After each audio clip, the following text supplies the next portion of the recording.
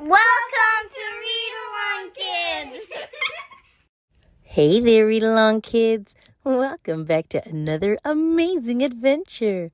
Today's story is called Pig the Pug. Pig was a pug, and I'm sorry to say, he was greedy and selfish in most every way. He lived in a house with a wiener dog, Trevor. But when was he nice to him? I'll tell you, never. You've got some great toys there, poor Trevor would say. But Pig would just grumble, "They're mine, go away."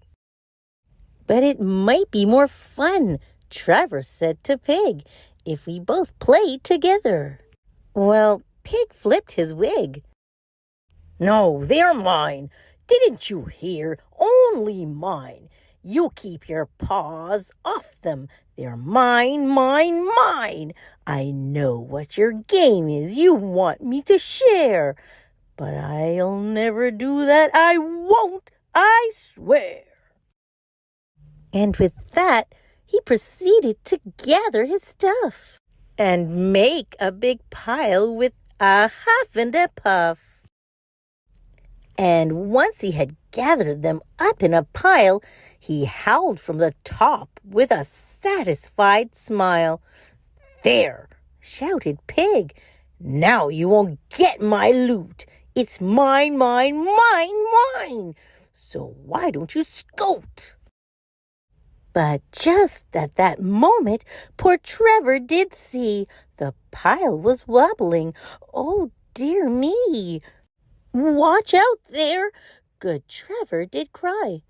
But the shame of it was, well, pugs cannot fly. These days, it's different, I'm happy to say. It's so very different in most every way. Yes, Pig shares his toys now, and Trevor's his friend, and they both play together while Pig's on the mend. Hey there, Read Along Kids. Welcome back to another amazing adventure. Today's story is called Pig the Winner. Pig was a pug, and I'm sorry to say, if he didn't come first, it would ruin his day. Yes, Pig was a winner. He just had to win, and nothing would stop him. Oh, where to begin? Believe it or not, he was quite hard to beat. And the reason was simple. Yes, Pig was a cheat. But if he did lose, he'd throw a pink fit. He'd scream and he'd cry, and he just wouldn't quit. He'd sob and he'd sulk with a quivering chin till you gave up and said to him, "Okay, you win." But as soon as you said it, he'd clap and he'd stamp, and he'd rub it in loudly that he was the champ. Trevor would say to him, "Let's just have fun." But Pig would reply, "It ain't fun till I've won." So one night at supper, Pig shouted with glee, "Who can eat faster? I bet that it's me." Trevor said shyly, "I don't want to race," but Pig had yelled, "Go!" and was stuffing his face. He wolfed down his food, he gobbled his kibble. His face was awash with biscuits and dribble. He chomped up 3 sausages, all of them whoppers. Then he munched through his doggy treats, gnashing his choppers. He swallowed it all in a minute or less. But something went wrong. Do you know? Can you guess? Because he was busy stuffing his hole, Pig didn't notice he'd swallowed his bowl. Lucky for Pig, Trevor knew what to do. He squeezed out the bowl before Pig could turn blue. But Pig didn't thank him. He just said, "I win."